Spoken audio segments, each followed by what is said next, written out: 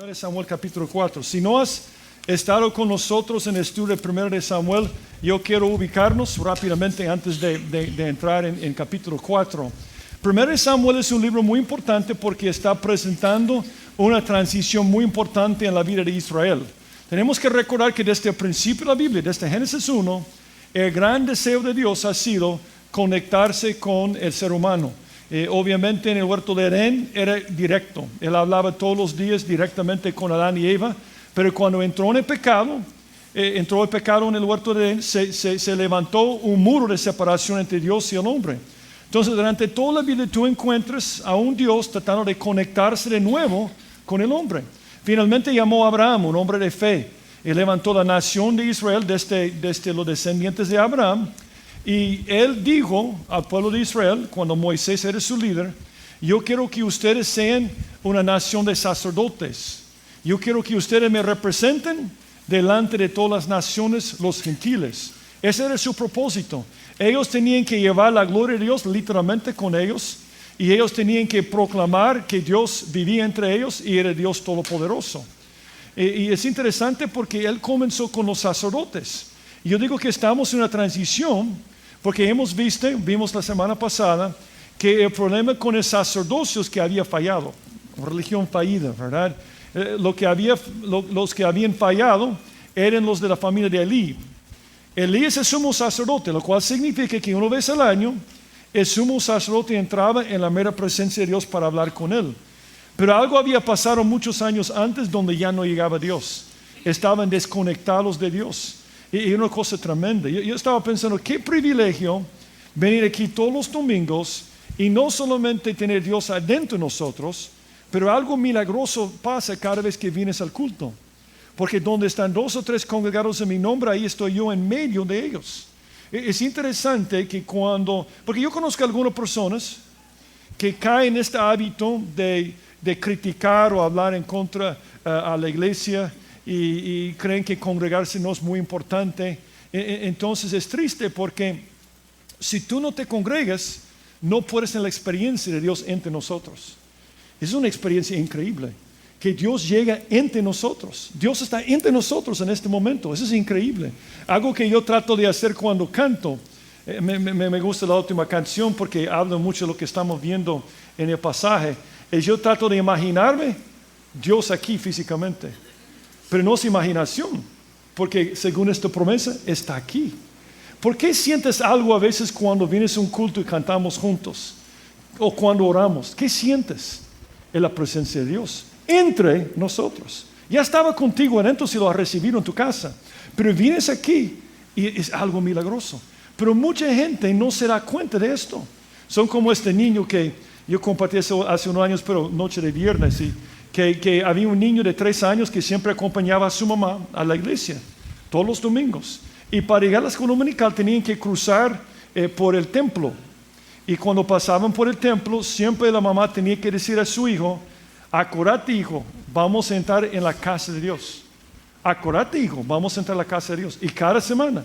Entonces cada vez que llegaban a la iglesia, cuando pasaban por el templo, porque cuando pasaban por el templo todavía no había comenzado el culto, estaba vacío el templo, él siempre pasaba por el templo así, mirando a su alrededor, y llegaba a su clase.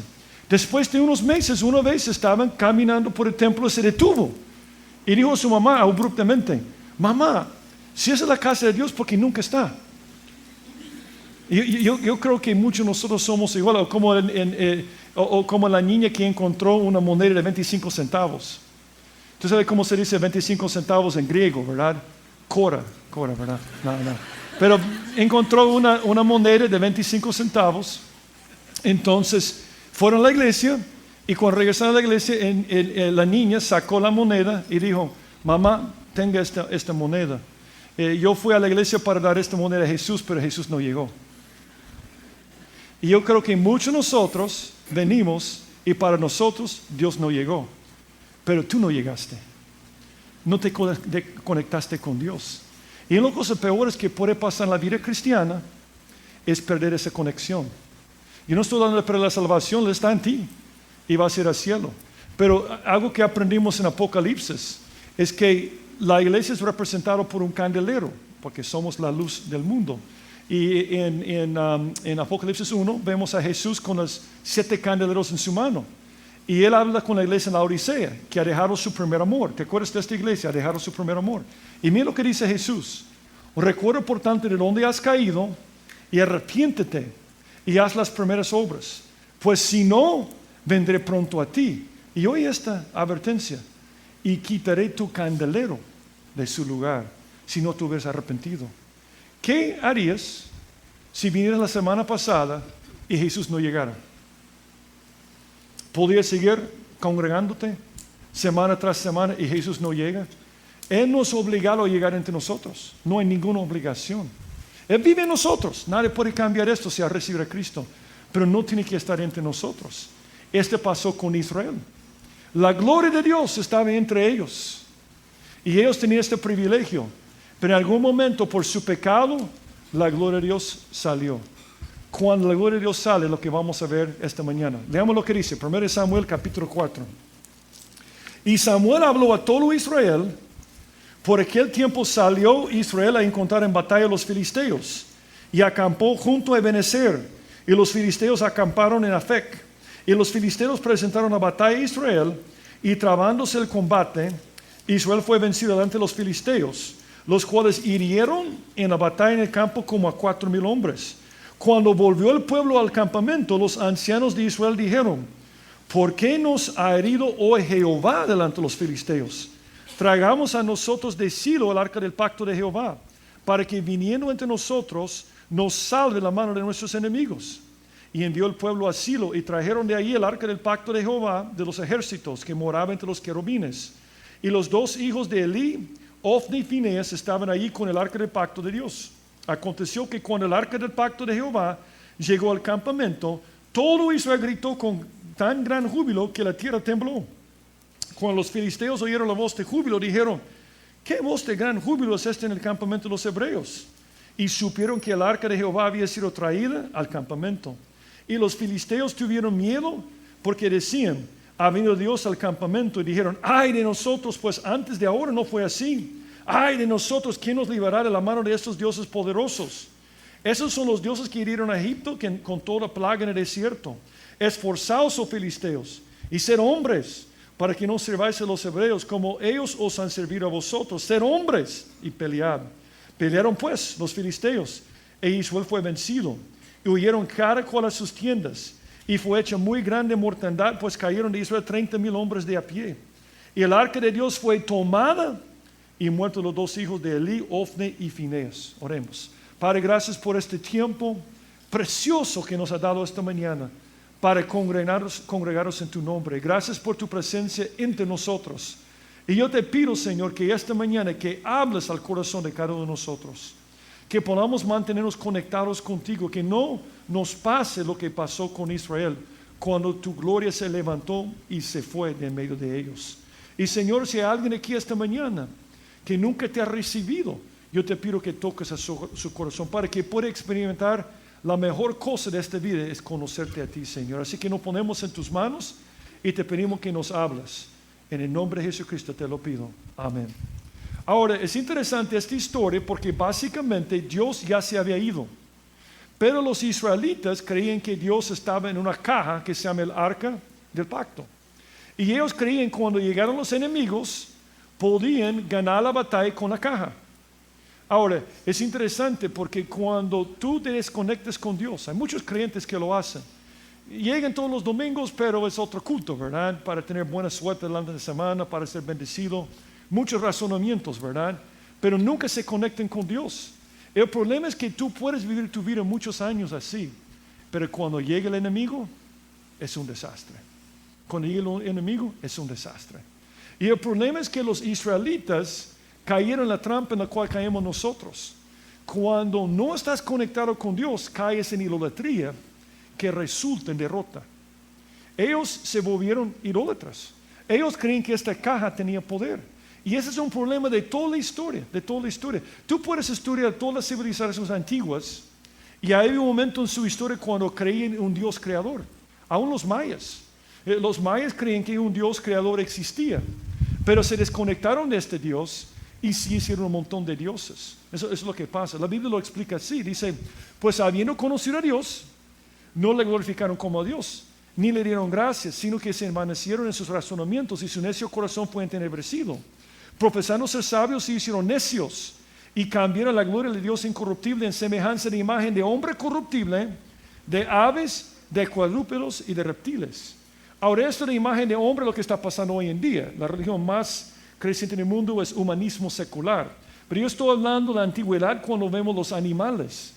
Y lo que pasaba con los mayas, para dar un ejemplo, es que ellos creían, algunos hablan de un dios de algunos mayas que están más cerca de México que se llama Itzamna.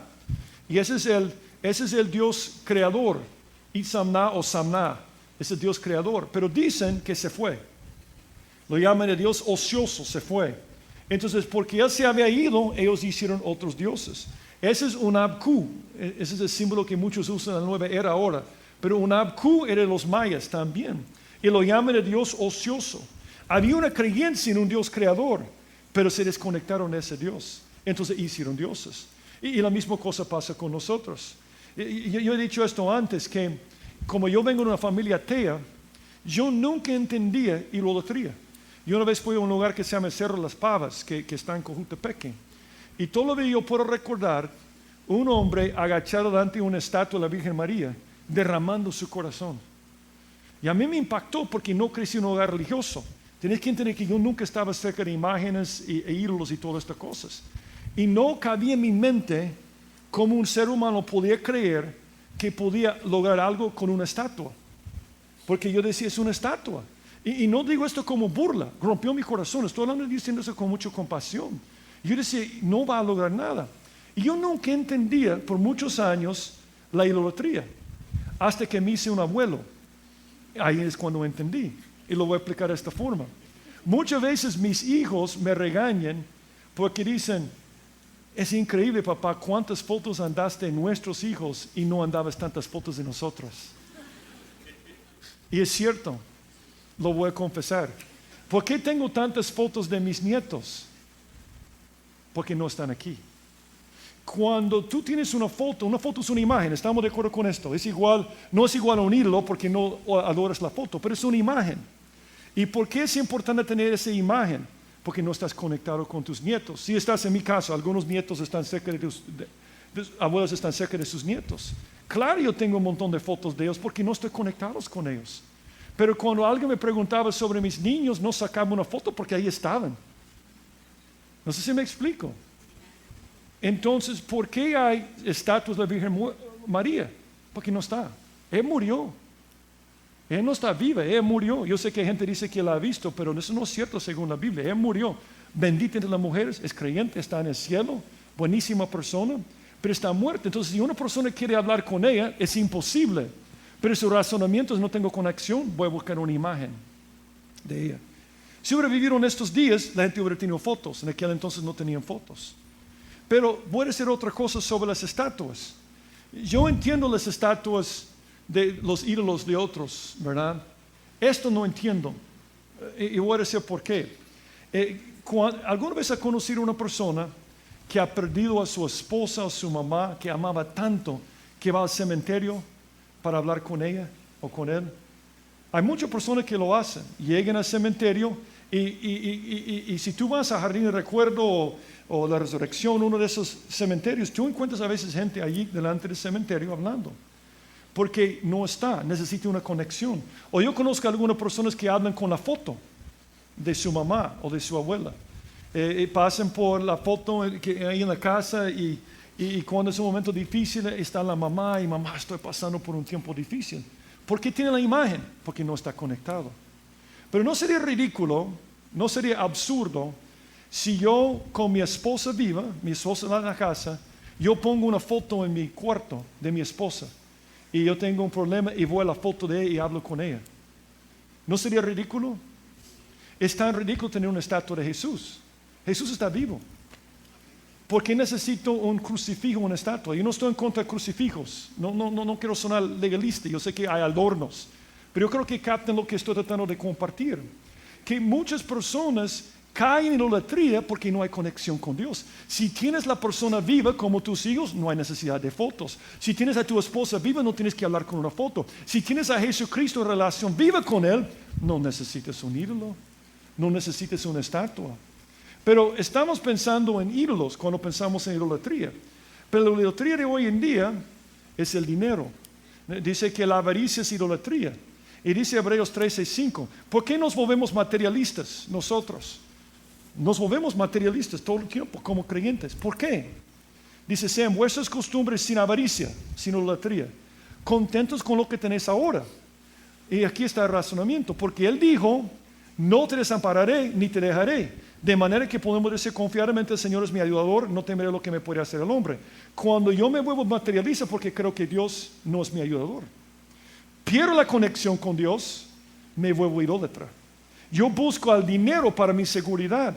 La razón por la cual la gente tiene ídolos o se vuelve materialista es porque no tiene relación con Dios y en su inseguridad buscan la seguridad en estas cosas. Yo creo esto con todo mi corazón.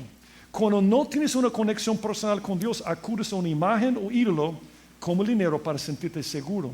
Este fue el problema con Israel.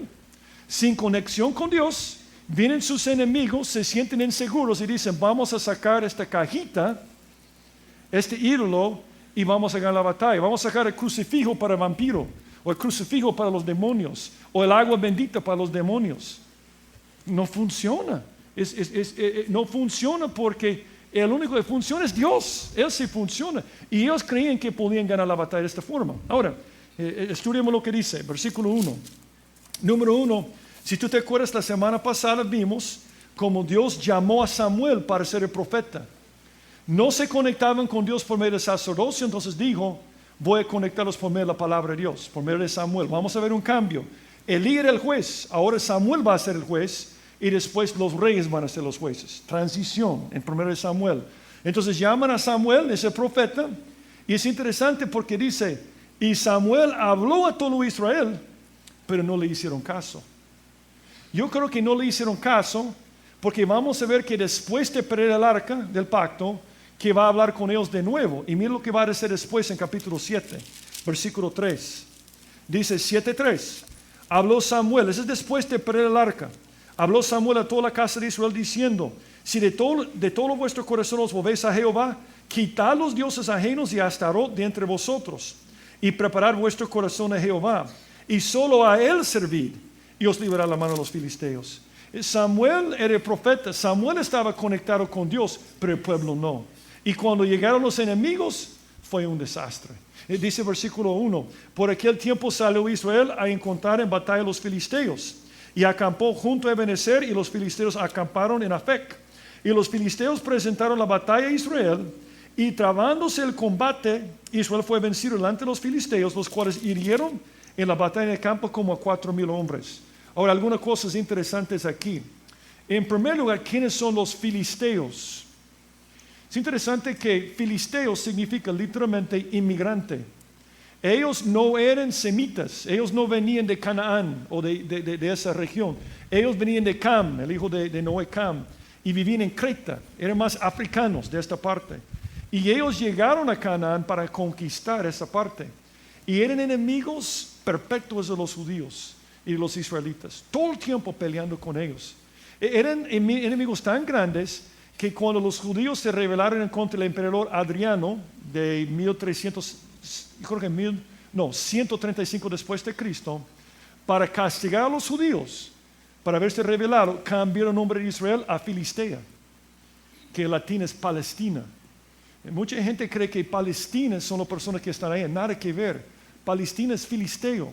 Ellos eran de Creta antes. Y fue un castigo en contra de Israel. ¿Sabe qué es el equivalente? 69. Agosto de 69. Creo que todos saben lo que pasó en julio de 69, ¿verdad? Durante 100 horas. Entonces la guerra entre Honduras y El Salvador. Entonces el castigo es, dicen ahora El Salvador se va a llamar Honduras. Eso es lo que hizo Adriano a los judíos. Ahora es Palestina, ya no es Israel. Entonces eso es para que tú veas el odio entre los filisteos y los judíos. Entonces ellos vienen y pelean contra Israel y los ancianos se acordaron un poco de la palabra de Dios, porque ellos dijeron en versículo 3, dijeron, cuando volvió el pueblo al campamento, los ancianos de Israel dijeron, ¿por qué nos ha herido hoy Jehová delante de los filisteos? Ellos sabían que cuando estaban bien con Dios, conectados con Dios, ganaban. Cuando no estaban conectados, perdían. Tú puedes estar desconectado de Dios en este momento, pensando en otro mundo, Dios no es importante, estoy haciendo mi tiempo de domingo y todo te va bien. Pero cuando llega el enemigo, es un desastre, porque Dios no va a pelear. Dice Deuteronomio 28, acontecerá que si oyeres atentamente la voz de Jehová tu Dios, Jehová derrotará a tus enemigos que se levantaron contra ti. Por un camino saldrán contra ti y por 7 caminos huirán delante de ti. Van a huir tan rápidamente. Pero dice luego, acontecerá si no oyeres la voz de Jehová tu Dios, Jehová te entregará derrotado delante de tus enemigos. Por un camino saldrás contra ellos y por 7 caminos huirás delante de ellos y serás vejado por todos los reinos de la tierra. Ellos reconocieron claramente que los filisteos no ganaron por su fuerza. Perdieron porque estaban mal con Dios, no estaban conectados. Pero su solución es la solución típica de una persona que no tiene relación con Dios. La solución es sacar su crucifijo, que era el arca del pacto en este tiempo. Dice en versículo 3, traigamos a nosotros de Silo el arca del pacto de Jehová, para que viniendo entre nosotros nos salve de la mano de nuestros enemigos. Y envió el pueblo a Silo y trajeron de ahí el arca del pacto de Jehová de los ejércitos, que moraba entre los querubines, y los 2 hijos de Eli, Ofni y Fineas, estaban ahí con el arca del pacto de Dios. Ellos razonaban, vamos a ganar la batalla si llevamos este amuleto delante de ellos. Vamos a meter a Dios en una caja, en esta arca, y Él va a hacer. Ahora yo voy a decir algo cierto. El arca del pacto era el lugar de encuentro entre Dios y el hombre. Una vez al año, el sumo sacerdote en el día de expiación entraba en el lugar santísimo, y Dios sí bajaba en este momento, pero no dentro de la caja. Mira lo que dice la Biblia, Éxodo 25, y de allí me declararé a ti y hablaré contigo de sobre el propiciatorio. Nunca se metió en la caja, de entre los 2 querubines. Por eso dice aquí en 1 Samuel, entre los 2 querubines. ¿Por qué 2 querubines? Porque Dios está sentado en su trono celestial entre querubines. Cuando dicen el arca del pacto, querían hacer una copia de lo que estaba pasando en el cielo. Entonces el arca tenía 2 querubines y Dios bajaba para hablar con el sumo sacerdote. Dice ahí, todo lo que yo te mandé era para los hijos de Israel. Era como esta imagen aquí. Tú puedes ver aquí los 2 querubines, ese es el sumo sacerdote, y bajaba Dios una vez al año para hablar con él. ¿Qué era el arca del pacto entonces? ¿Un contenedor de Dios o el trono de Dios? El trono. ¿Sabe lo que hicieron los judíos? Llevaron un trono vacío. Pero ellos creían que era como, es chistoso, yo creo que ellos tenían la creencia de Indiana Jones. ¿Te acuerdas de Indiana Jones? Creo que todos han visto esta película. ¿Se acuerdan que están buscando el arca del pacto? Entonces, ¿dónde está Dios en esa película? Qué mentira, Él no está dentro de una caja, pero es lo que piensa el hombre, que puede encajar a Dios. Yo quiero que Dios me haga esto, entonces lo voy a poner en esta caja. Entonces al final de la película se abre la tapa, ¿verdad? Y sale Dios por todos lados. No, era un trono, llegaba allá. Pero los israelitas pensaban de la misma forma. Ellos pensaban que podían lograrlo de esta forma. Había 2 niños que vivían en un pueblo que eran traviesos. Todo el mundo conocía a estos niños. Cuando encontraban una ventana quebrada, o cuando encontraban una pared manchada, o cuando encontraban cualquier problema, sabían que eran esos 2 niños. Algunos están aquí, ¿verdad? 2 traviesos, ¿verdad? Entonces, todo el mundo sabía, y la mamá estaba desesperada. Tenía 8 años y 10 años. Finalmente la mamá, en su desesperación, escuchó de un pastor que era muy bueno para trabajar con los niños. Era muy bueno para enseñarles y disciplinarles y todo. Entonces, hizo una cita con el pastor y explicó el problema. Y el pastor sabía, todo el mundo sabía de esos 2 traviesos, ¿verdad? Freddy y Rodrigo. Entonces, estaba buscando, no, yo no sé sus nombres. Pero entonces, llegaron donde el pastor era grande, con una voz resonante, ¿verdad? Y imponente su presencia, ¿verdad? Para el niño. Entonces, dijo a la mamá, mire, usted solo me traiga un niño para hablar con un niño, después con el otro niño. Entonces envió a su hijo que tenía 8 años, llega el niño, entonces el pastor dice, por favor, sentate aquí. Y el pastor se sentó y quería enseñarle. Entonces dice al niño, para comenzar, ¿dónde está Dios?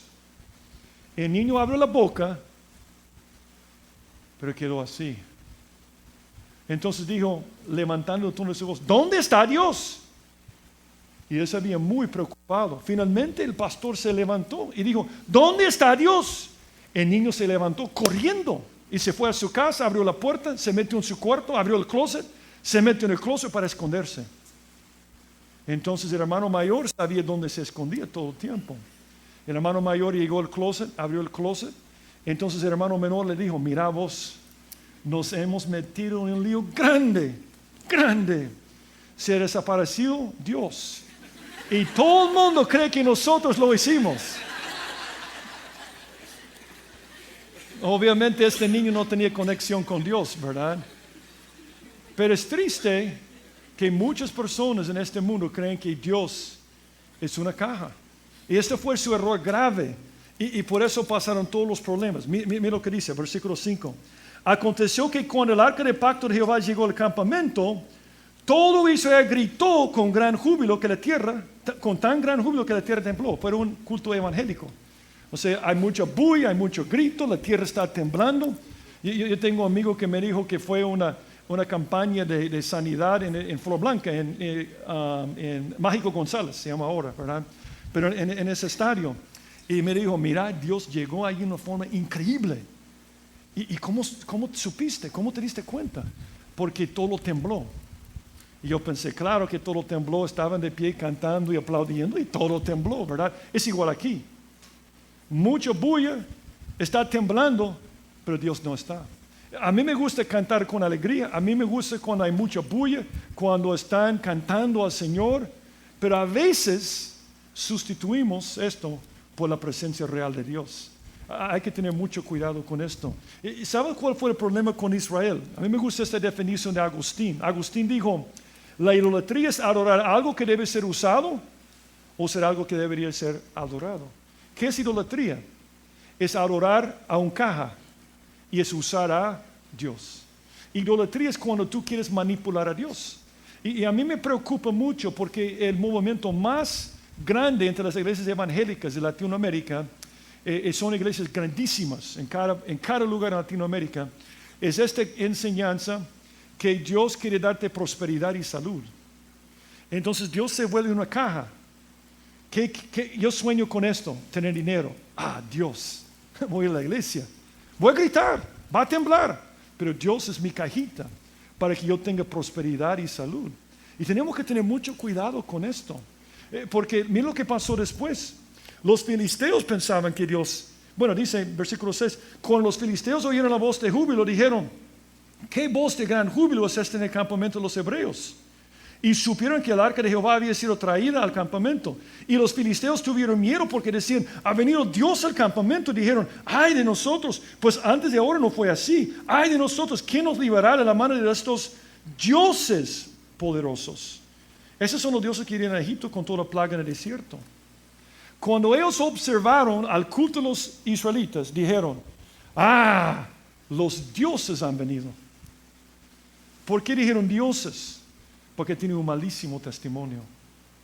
Podían gritar, podían saltar, tenían su cajita, pero no tenían a Dios. Y no funcionó. Y ellos cayeron en mala doctrina, los filisteos. Los filisteos eran como los otros paganos. Ellos creían que había muchos dioses, como la mitología que tú ves con los griegos.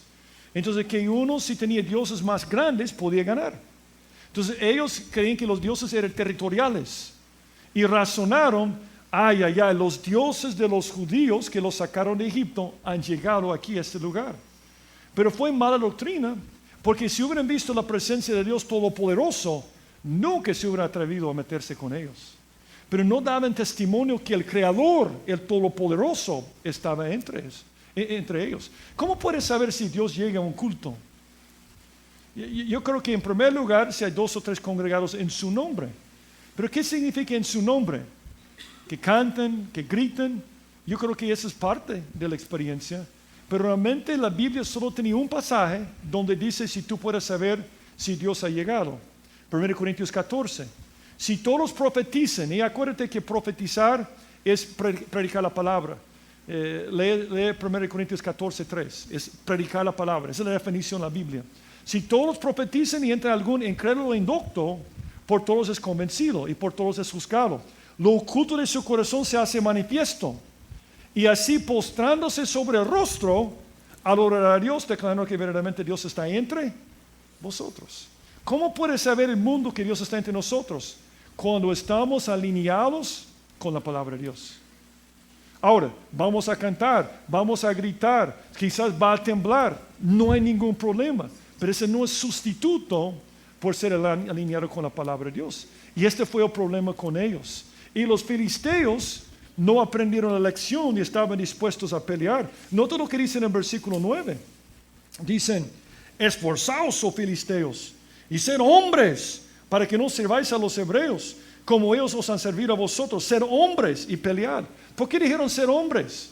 Porque hombres pueden ganar a diositos, pero no pueden ganar a Dios Todopoderoso. Eso es lo que estaban razonando. Pelearon pues los filisteos, e Israel fue vencido, y huyeron cada cual a sus tiendas, y fue hecha muy grande mortandad. Pues cayeron de Israel 30,000 hombres de a pie, y el arca de Dios fue tomada, y muertos los dos hijos de Elí, Ofni y Finés. ¿Saben lo más triste de la idolatría? Lo más triste es que los ídolos son completamente, 100%, totalmente inútiles. Cuando llega el enemigo, tu dinero no te sirve para nada. No puede reparar tu matrimonio, no puede arreglar problemas con tus hijos. Cuando tú ves estos programas de realidad sobre ricos, siempre vidas miserables. Porque ellos creyeron que su ídolo podía controlar su destino, pero los ídolos no hacen nada. Es lo que razona Isaías. Isaías dice, sacan oro de la bolsa y pesan plata con balanzas. Alquilen un platero para ser un dios de ellos. Se postran y adoran. Se lo echen sobre los hombros, lo lleven y lo coloquen en su lugar. Ahí se está. Y no se mueve de su sitio. Le gritan, tampoco responde. Y lo más triste para mí en este pasaje es lo que dice aquí. Dice, ni libra de la tribulación. Cuando estás atribulado, el único que necesitas es de Dios. Pero si no estás conectado, tus enemigos te derrotan. A mí me impacta ver gente adorando a ídolos. A mí me impacta. Me llena con tanta compasión. Porque están hablando a nada. Y eso es triste. Eso es triste pasar una vida así. Pero algo aún más triste es un creyente que en un momento estaba conectado con Dios, pero en algún momento, no sé cuándo fue, se desconectó. Entonces trató de llenar el vacío con riquezas, con placeres. Y lo llama, que fue sembrado entre espinos, en la palabra del sembrador, dice Jesús, el que fue sembrado entre espinos, ese es el que oye la palabra, pero el afán de este siglo, el engaño de las riquezas, su ídolo, ahoga en la palabra y se hace infructuosa. Yo voy a decir que mi creencia personal, yo creo que ese es un creyente, porque dice se hace infructuosa. Si alguien se hace infructuosa significa que estaba llevando fruto antes, ¿verdad? Ese es el creyente típico de hoy en día en el mundo que tiene una experiencia con Dios, pero después las otras cosas reemplazan su relación con Dios y se desconecta. Va a ir al cielo, pero cuando llega el enemigo no puede pelear en contra, porque ha reemplazado a Dios con otro Dios. Segunda cosa, versículo 12. Ese es peor. Y corriendo la batalla un hombre de Benjamín llegó el mismo día a Silo, rotos sus vestidos y tierra sobre su cabeza. Y cuando llegó aquí que Elí estaba sentado en una silla vigilando junto al camino, porque su corazón estaba temblando por causa del arca de Dios. Llegado pues aquel hombre a la ciudad y dada la nueva toda la ciudad gritó. Cuando Elí oyó el estruendo de la gritería, dijo, ¿qué estruendo de alboroto es este? Y aquel hombre vino a prisa y dio las nuevas a Elí. Era ya Elí de edad de 98 años y sus ojos se habían oscurecido de modo que no podía ver. Dijo pues aquel hombre a Elí, yo vengo a la batalla, y escaparon él del combate. Y Elí dijo, ¿qué ha acontecido, hijo mío? Y el mensajero respondió diciendo, Israel huyó delante de los filisteos y también fue hecho gran mortandad en el pueblo. Y también tus dos hijos, Ofni y Finés, fueron muertos. Y el arca de Dios ha sido tomada. Y oye esto. Y aconteció que cuando él hizo mención del arca de Dios, Elí cayó hacia atrás de la silla al lado de la puerta y se desnucó y murió, porque era un hombre viejo y pesado y había juzgado a Israel 40 años. A mí me impacta esta porción de la Biblia, porque Elí tiene que ser la persona más ignorante en toda la Biblia. Él siempre es la última persona que se da cuenta de un problema. No puede ver, entonces cuando oye el grito no sabe lo que está pasando. En teoría es el sumo sacerdote, en teoría es el hombre que sabe lo que Dios está haciendo. Pero por haberse desconectado de Dios, se ha vuelto ignorante. Ese es el segundo problema. Te desconectas de Dios y caes en ignorancia. Y esto resulta en tu destrucción. Eso es lo que pasó con él. Muchas veces cuando hablamos de problemas del país, cuando llegan las campañas electorales, hay una campaña electoral en los Estados Unidos. ¿Te has dado cuenta? Sí, todo el mundo, ¿verdad? Es un show de realidad, ¿verdad? Con dos personas ridículas, ¿verdad? Pero cuando llega la campaña electoral, siempre es impactante, para mí es impactante cómo la gente comienza a dar sus teorías de los problemas del país. Y yo voy a decir lo que dice la Biblia. Yo creo que tenemos 4 problemas grandes en nuestro país: corrupción, pobreza, perversión y violencia. Y las 4 cosas tienen algo en común: ignorancia de la palabra de Dios. El problema más grande en este país, y estoy esperando el candidato que lo diga, que dice, el problema es ignorancia de la palabra de Dios. Dice la Biblia, mi pueblo fue destruido porque le faltó conocimiento. Por cuanto desechaste el conocimiento, yo te echaré del sacerdocio, y porque obedeciste la ley de tu Dios, también yo me olvidaré de tus hijos. Ese es el problema más grande.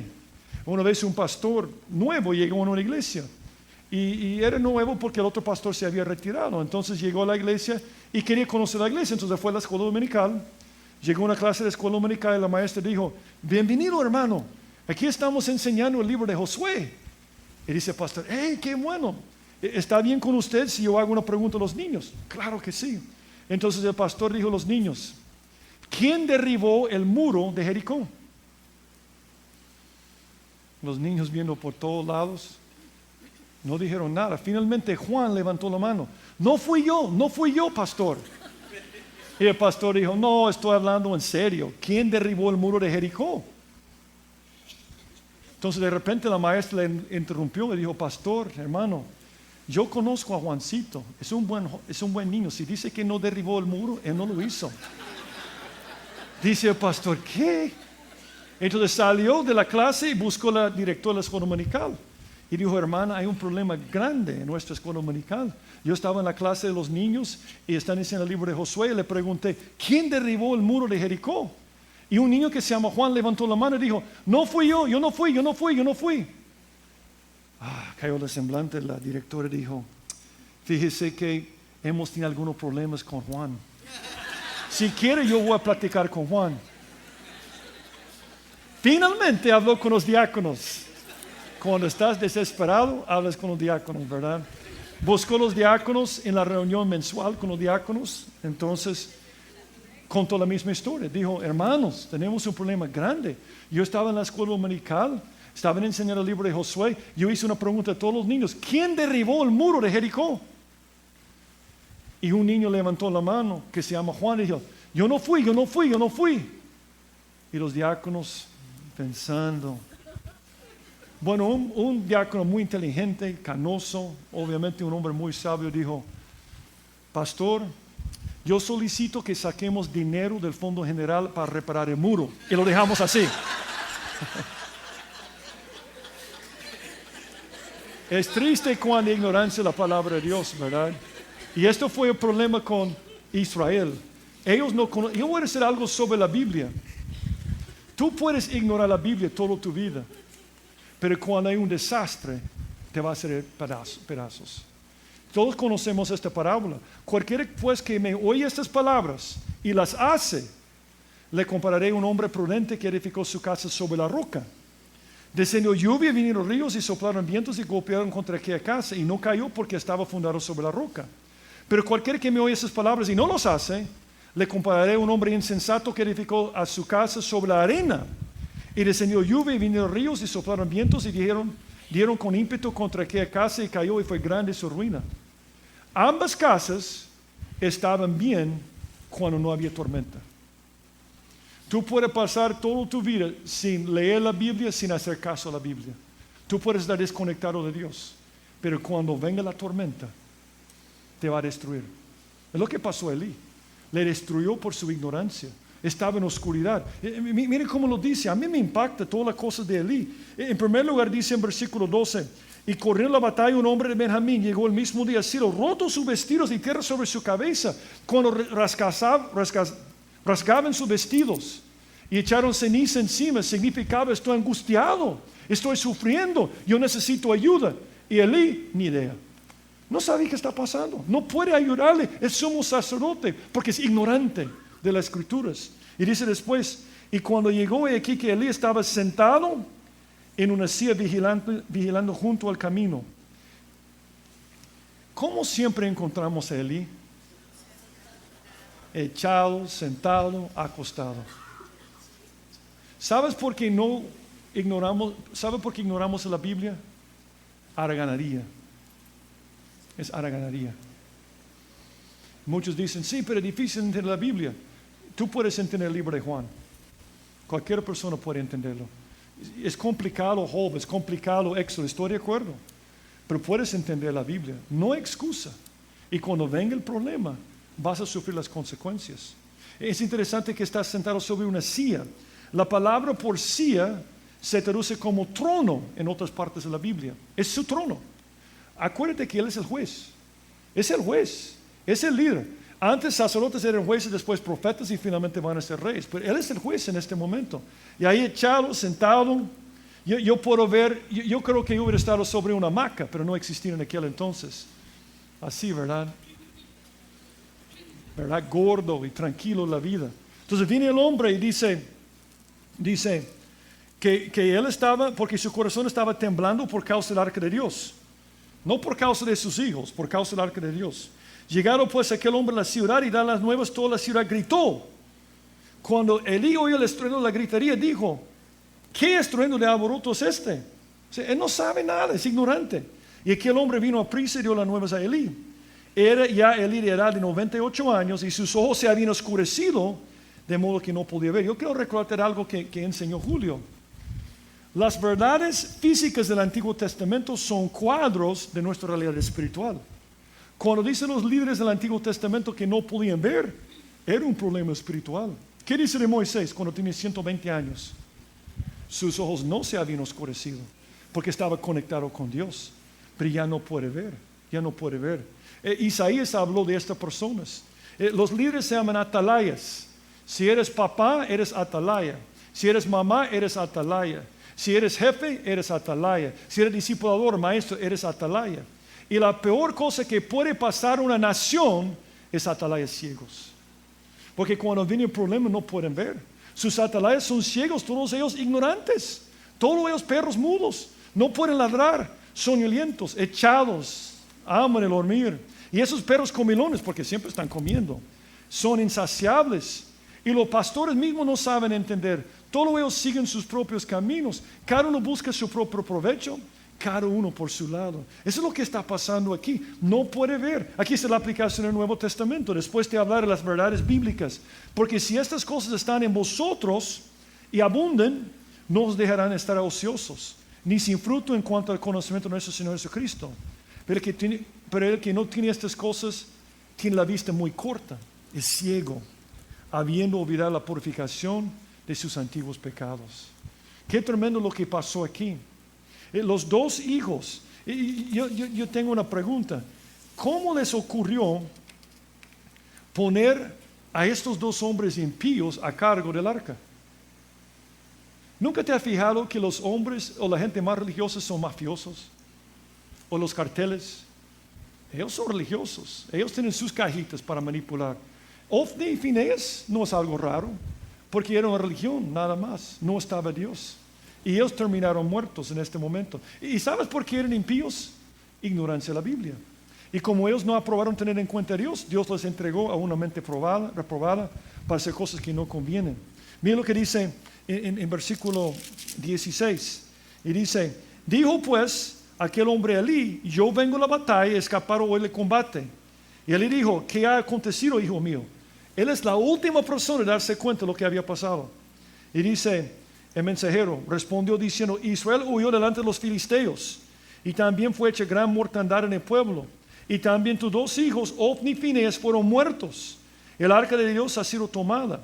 Y aconteció que cuando él hizo mención del arca de Dios, Elí cayó hacia atrás al lado de la puerta. Y se desnucó y murió, porque era hombre viejo y pesado, y había juzgado a Israel 40 años. 2 observaciones aquí antes del último punto. No se cayó para atrás cuando menciona a sus hijos. Eso es muy triste. Como él nunca estaba preocupado por su vida, como Samuel ya le había dicho que estaban bajo el juicio, no se preocupó. Pero se preocupó por el arca. Porque Elí tenía que haber sabido que es donde Dios bajaba para encontrarse con ellos. Y él estaba a cargo del arca. Él lo había dejado con sus hijos porque era Aragán. Él no entró en la batalla. Y es muy triste esto. Pero segunda cosa, dice que era pesado. Es interesante la palabra pesado. Cuando hablamos de una persona muy importante decimos que tiene mucho peso. Y esto está en la Biblia. La palabra por gloria, honra, significa peso también. Entonces cuando una persona es muy pesada es una persona muy glorificada, honrada, en otras palabras. La palabra es cabal. Entonces cuando habla en Levítico 10:3, cuando habla de Dios, Dios es glorificado, Dios honorable. Cuando habla de una persona que no busca a Dios, su corazón se engruesa y tiene un corazón endurecido.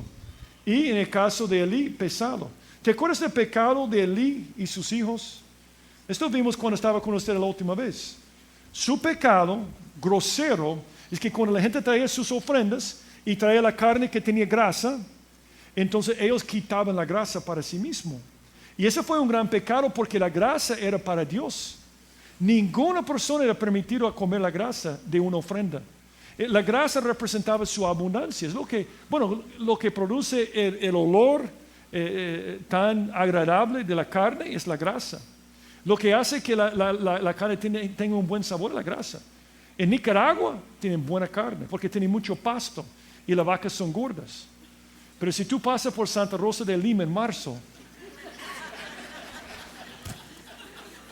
yo solo pienso en el sueño de 7 años de José, las 7 vacas flacas. Siempre los veo ahí por Santa Rosa de Lima. Pobrecitos no tienen mucho pasto y tienen que caminar muy lejos, por eso no tienen mucha grasa. Pero ¿cómo es la carne? ¿Cuánto tiempo tienes que preparar la carne así? Pero la carne con mucha grasa es rica. Entonces ellos tienen la misma situación. Vienen los hijos de Elí y quitan la grasa. Pero es un cuadro para nosotros. Dios te da grasa todo el tiempo. Vimos eso la última vez y no vamos a repetirlo. Pero todos los pasajes que hablan de la grasa dice Dios quiere darte la grasa. Él te da grasa todo el tiempo. Él te ama tanto que te da grasa. Y la grasa es abundancia de tiempo, de talentos, de dinero. Pero el pecado más grande que un creyente puede cometer es no quemar la grasa. La grasa es nuestro amigo.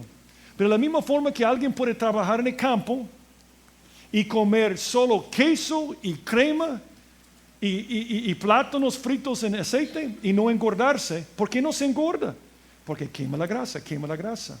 Pero muchos creyentes, como los pajaritos, y se engordan el domingo y no hacen nada. Están echados, igual a Elí. ¡Pam! Destrucción. El problema más grande de hoy en día son creyentes gordos que no quieren servir al Señor, quieren servir a sí mismo, quieren glorificarse, quieren la honra para sí mismo y se ponen más y más gordos. Me gustó este mensaje, me llenó. ¿Qué vas a hacer con el mensaje? ¿Lo vas a quemar? ¿Vas a ganar almas? ¿Vas a discipular? ¿Vas a servir en la escuela dominical? ¿Vas a servir como embajador? Hay tantas cosas que podemos hacer. Y si no lo haces así, hazlo en alguna iglesia, por favor, porque es para tu bien. Es para tu bien. Estar gordo espiritualmente es un desastre. Y Elí cayó muerto en este momento. Cuando buscamos nuestra propia gloria y comodidad, nos engordamos espiritualmente. Y eso nos lleva a la destrucción. Terrible esto, terrible esto. Dice Salmo 119, contra mí forjaron mentiras los soberbios, mas yo guardaré de todo corazón tus mandamientos. Se engrosó el corazón de ellos como cebo, mas yo en tu ley me he regocijado. Porque el corazón de este pueblo se ha engrosado. Y con los oídos oyen pesadamente, han cerrado sus ojos, para que no vean con los ojos y oigan con los oídos y con el corazón entiende, se convierte y lo sane. Recibimos a Cristo en nuestro corazón, pero nos desconectamos y buscamos todo para nosotros. Quiero salud, quiero prosperidad, y ponemos más grasa sobre el corazón hasta que tengamos arteriosclerosis espiritual. Y es dañino, mata. No seamos como Elí. Y mire cómo termina esta historia. Tenemos 3 minutos. Terrible como termina, versículo 19. Yo voy a decir algo sobre la nuera. Yo creo que la esposa de Fineas estaba conectada con Dios, porque entendió muy bien lo que había pasado. Dice, y su nuera, la mujer de Fineas, que estaba encinta, cercana al alumbramiento, oyendo el rumor que el arca de Dios había sido tomada y muerto su suegra y su marido, se inclinó y dio a luz, porque le sobrevinieron sus dolores de repente.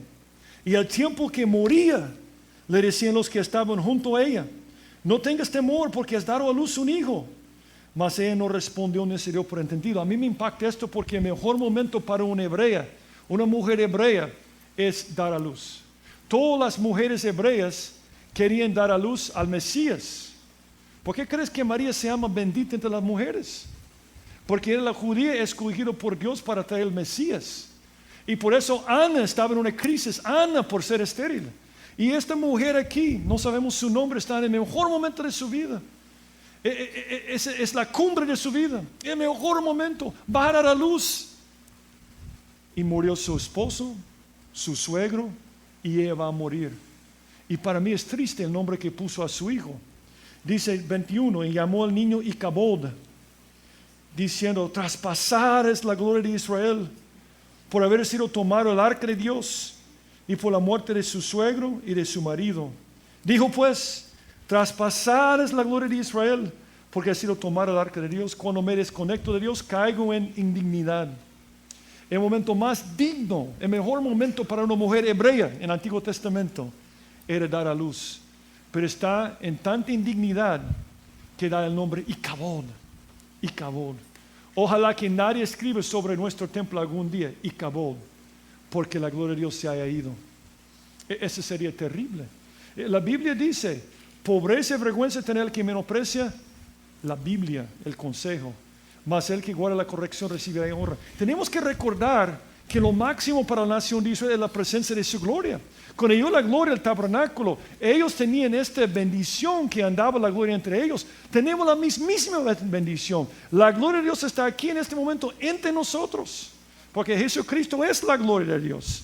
Y la gloria está entre nosotros. Y muchos bostezamos, estamos aburridos y no nos damos cuenta que Dios está aquí. Yo creo que Dios no viene físicamente porque todos moriríamos de un infarto si lo viéramos en este momento, pero está aquí.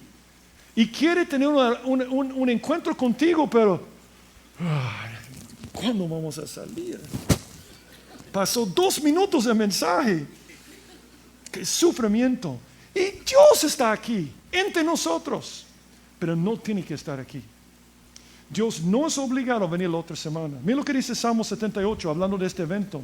Dejó por tanto el tabernáculo de Silo, la tienda en que habitó entre los hombres, y entregó al cautiverio su poderío y su gloria en mano del enemigo. Se marchó la gloria de Dios. Yo voy a decir algo, yo tengo más de 40 años de ser creyente. Yo tengo 42 años, no, tengo 57. Yo tengo 40 años. Y lo que yo deseo todos los días es encontrarme con Dios. A mí me pasa aquí en la iglesia muchas veces, porque lo busco. Dios está aquí, el problema eres tú. Lo que hace que este tiempo sea aburrido es gente aburrida. Porque cuando tienen una relación con el Dios de Israel, el Santo de Israel, como que no estamos emocionados. Jesús no tiene que venir la otra semana. Recuerda por tanto de dónde has caído. Arrepiéntete y haz las primeras obras. Pues si no, vendré pronto a ti y quitaré tu candelero de su lugar y no te ves arrepentido. Un culto el domingo es rebalse de una relación con Dios de todos los días. Si quieres complacer a Dios, sigue pasando tiempo con Él. Pero lo que quiere el diablo, si quieres colaborar con el diablo, no lees tu Biblia. No ores. No pases tiempo con Él. Depende de este tiempo para estar con Dios. Está contento porque te puede hacer pedazos. Pero Dios está buscando un pueblo que pase tiempo con Él. Es un rebalse cuando venimos aquí, porque Dios está aquí en este momento, entre nosotros. Conectémonos con Él, porque es terrible no estar conectado. Oremos. César.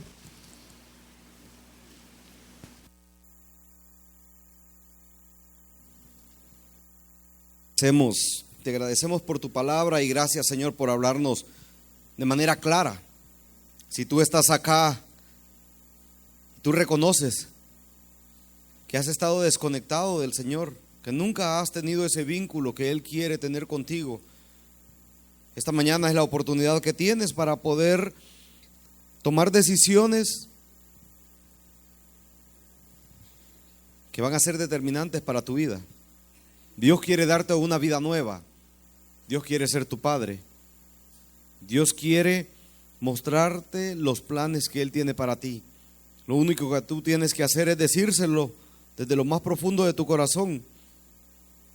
Confesarle a Él que quieres tener una amistad con Él.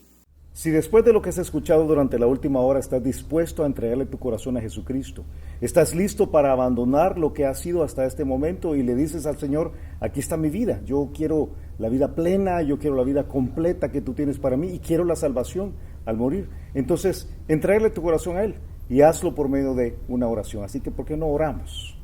Bueno, y tú puedes repetir esta oración conmigo. Vamos a orar y repite estas palabras al Señor si quieres recibir a Jesucristo. Oremos.